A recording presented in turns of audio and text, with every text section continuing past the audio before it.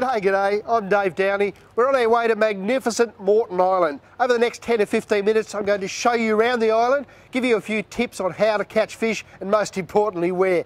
But before we do that, let's have a look around this magnificent vessel.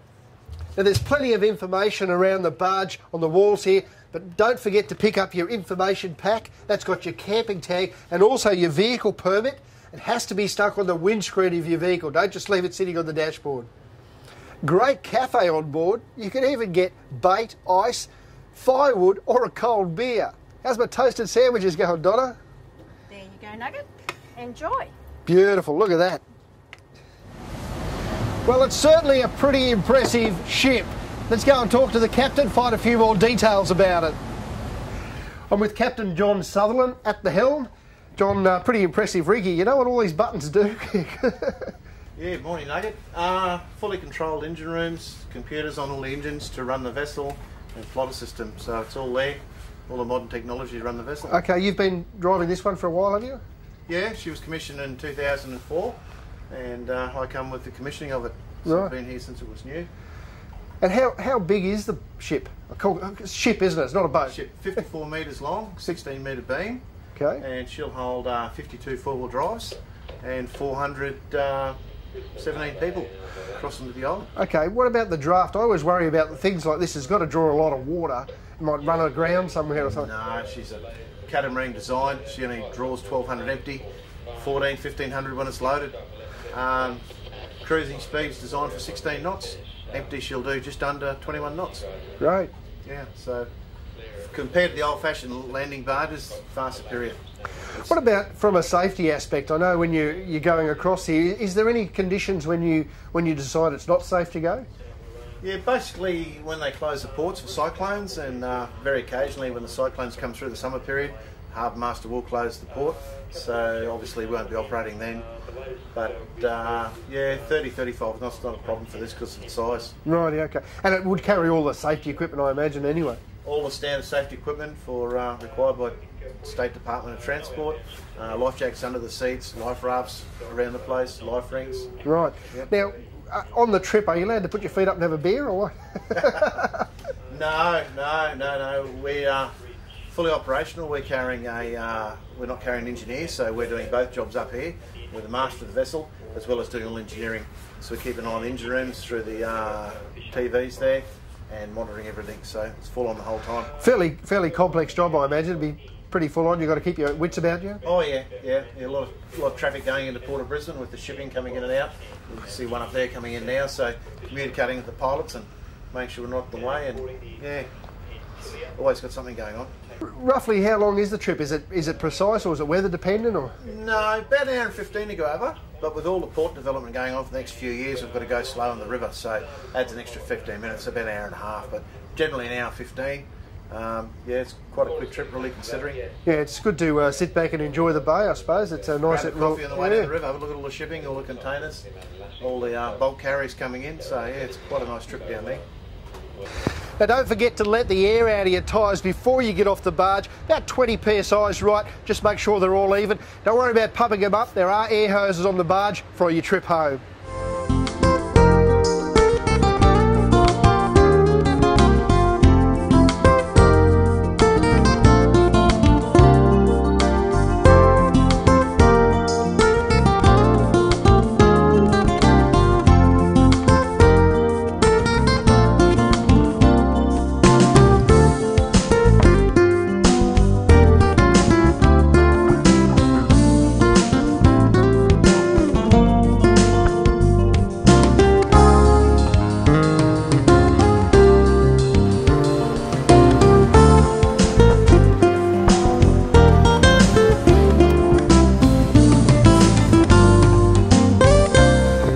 Now we're staying at the Eco Village at Bulwer. Let's go and check it out.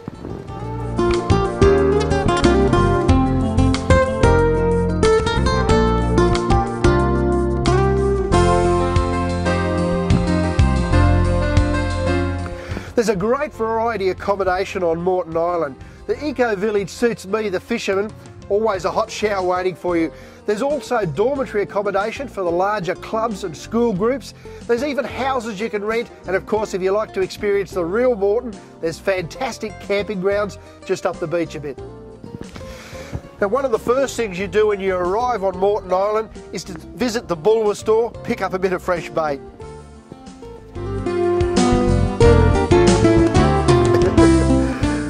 Hey Mac, that's a pretty well stocked store. They've got just about everything in there. Yeah, they've got bait and ice and firewood and all the pharmacy supplies. Even a post office, I noticed. Yeah, it is, and a beer as well. It's a bottle-o, so you got everything. How good's that? Come on, let's go fishing.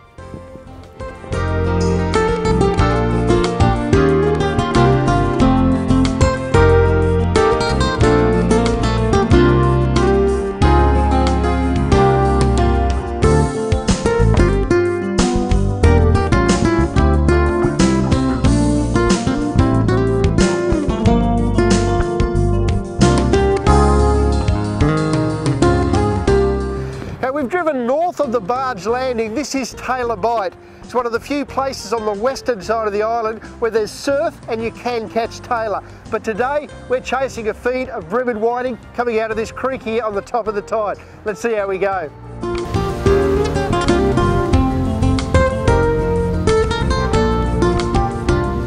One of the better baits for bream and whiting are these beach worms. We'll give it a shot with them today.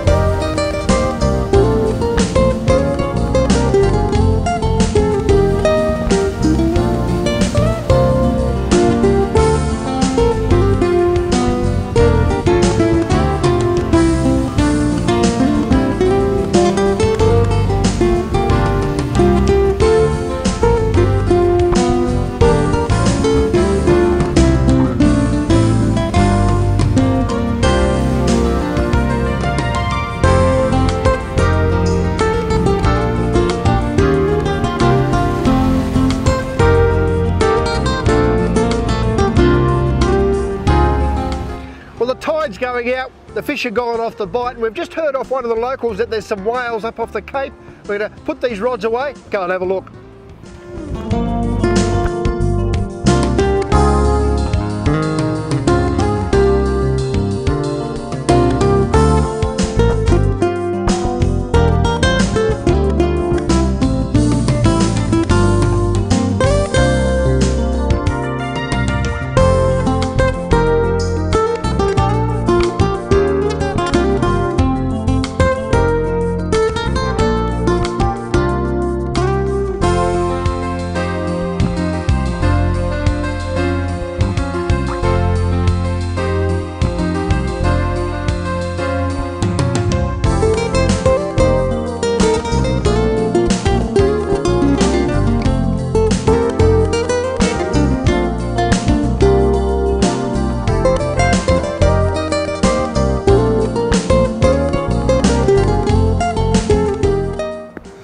Well, we've seen a few whales, but that's enough sightseeing. Let's get back to the fishing. There's a variety of natural baits on the island. If you're any good at pulling beach worms, any of the shallower banks on the eastern surf beach is pretty good on the bottom of the tide. There's also quite a few bait fish in the surf if you can throw a cast net. We're in one of the creeks that run into the western side, chasing a few yabbies. Just be careful that you're not in a green zone. There are some green zones in the upper reaches of these creeks. We'll get a bit of bait this way. Driving around the island's fairly safe. The only concern is some of these creek crossings. They could be a little bit deeper than you think. It's a good idea to get your mate to walk through the creek first, just to make sure it's not too deep.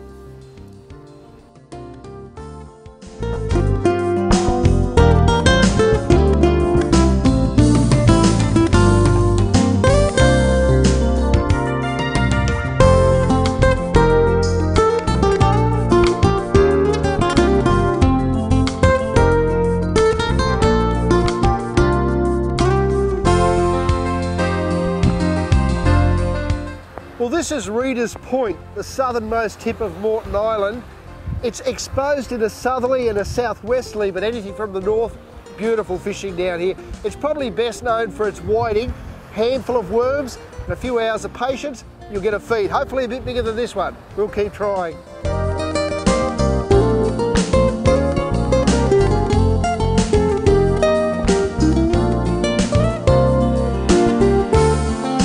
Now the rig we're using down here at Reader's in this light surf conditions is a fairly simple one. About a 3 or a 4 ball sinker, half a metre of trace, about 9 pound line, 4 kilos, something like that, and a number 4 long shanked hook. I use these ones with the barbs halfway up.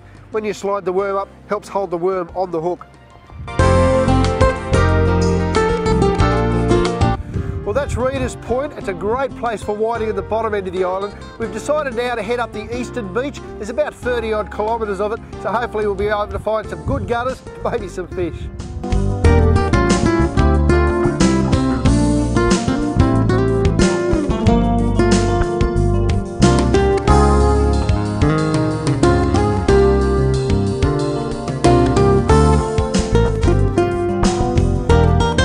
There's several green zones or no fishing zones on Moreton Island. It's very important to keep an eye out for these signs. They're not obvious on the beach, they're up in the sand dunes. The arrow points, the closed zone is that way, Cape Moreton's that way. There's quite a few of them, keep an eye out for them.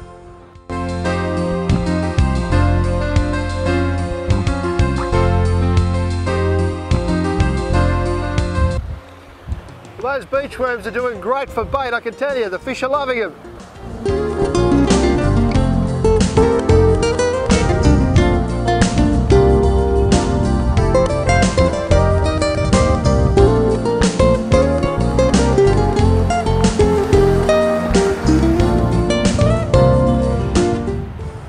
Swallowtail dart, they're fairly prolific over here on the beach. Quite good eating. Just watch these spikes they've got on the top of their head here.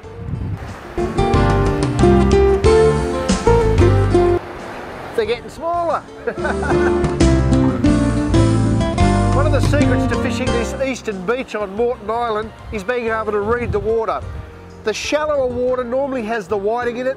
The white water on the banks is where the dart are, and the deeper holes is normally where you get the brim, the flathead, and also on sunset and after dark, the Tailor. This is a whitebait rigged on a couple of small 1/0 ganged hooks, an ideal bait for a flathead. You never know what you'll catch with it.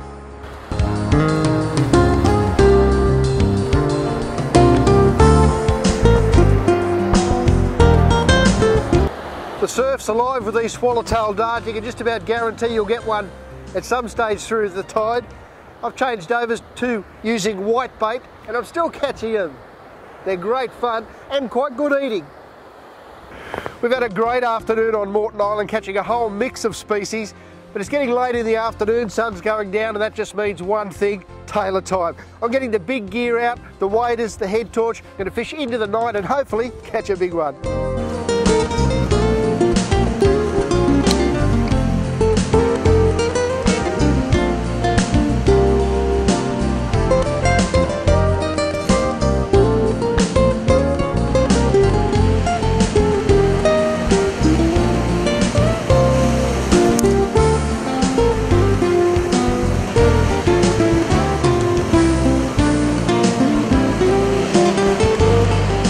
Well, that's Moreton Island. We've had a fantastic couple of days here, caught a big variety of species. I can't believe it's only an hour or so and we're back in Brisbane City. I can't wait to the fishing competition next year.